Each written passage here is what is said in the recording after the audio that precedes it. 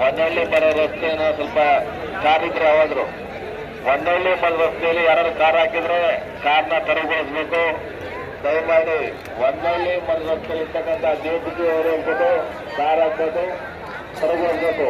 ಆ ಜೇಸಿಬಿ ರೋಡಲ್ಲಿ ಆ ಜೇಸಿಬಿ ಬಿಡಿಸಿಕೊಂಡಿಗೆ ದಯಮಾಡಿ ಹೊನ್ನಳ್ಳಿ ರಸ್ತೆ ಹೊನ್ನಳ್ಳಿ ಬರೋ ರಸ್ತೆಯನ್ನ ಕ್ಲೀನ್ ಮಾಡ್ಕೊಡಿ.